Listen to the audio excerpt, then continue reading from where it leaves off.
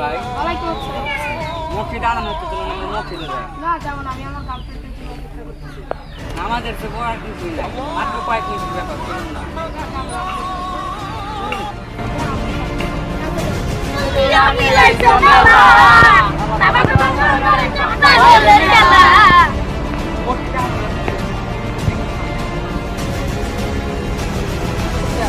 এখন দাঁড়িয়ে আছেন কেন? যান।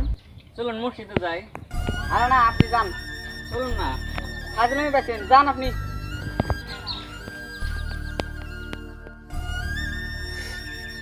ওহ, মোবাইলে ব্যালেন্স নাই তাও ফোন ধরে না, এটা সম্ভব হলো?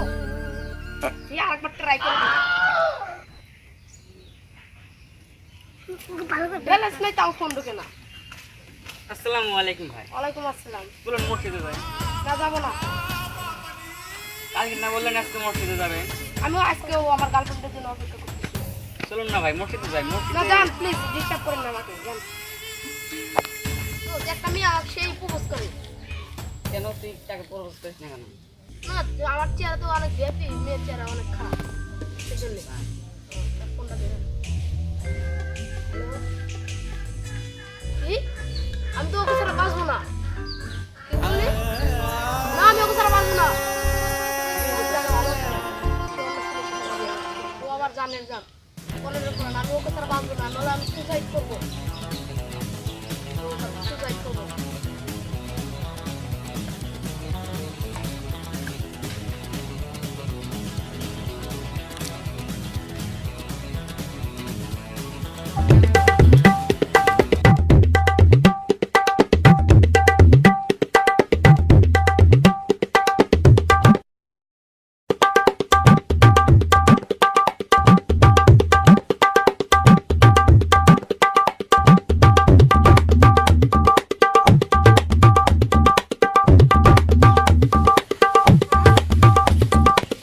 আসসালামু আলাইকুম হুজুর, ভালো আছেন? ওয়ালাইকুম সালাম।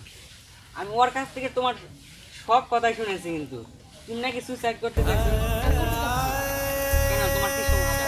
আমার মেয়ে আমাকে টাকা দিছে। কি বললে? তোমার প্রেমিকা তোমাকে শেখাতে চাই তুমি সুসাইড করবে? আরে পাগল, তোমার মা বাবা তোমাকে কত কষ্ট করে নিজে না খেয়ে, নিজে ভোগ বিলাসিতা না করে তোমাকে খাওয়িয়ে লেখাপড়া করে মানুষ করেছে। তাদের ভালোবাসা কি বৃথা? আর কি বললে তুমি সুসাইড করবে? তুমি কার জন্য সুসাইড করবে? যে তোমাকে কোনোদিন এক বিন্দু মাত্র ভালোবাসেনি। আর এই বন্ধু তোমার সব সময় তোমার সব বিপদে তোমাকে সাহায্য করে, সে কি তোমাকে ভালোবাসে না? আর তুমি যে অবৈধ প্রেম করছো, এটা ইসলামে সম্পূর্ণ নাজায়েজ।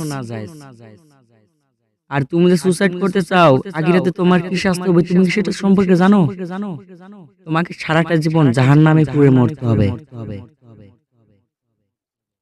সুতরাং তুমি ইসলামে ফিরে এসো, অনুতপ্ত হও, আল্লাহর কাছে ক্ষমা চাও, দেখবে আল্লাহ তাআলা তোমার সব পাপ ক্ষমা করে দিবেন এবং তুমি আখিরাতে জান্নাত লাভ করতে পারবা। সুপ্রিয় দর্শক শ্রোতা মণ্ডলী, অবশেষে ছেলেটি ইসলামে ফিরে এলো, আল্লাহর কাছে ক্ষমা চাইলো। এখন ছেলেটি 5 ওয়াক্ত নামাজ পড়ে ও আল্লাহর জিকির আজগারে সব সময় থাকে।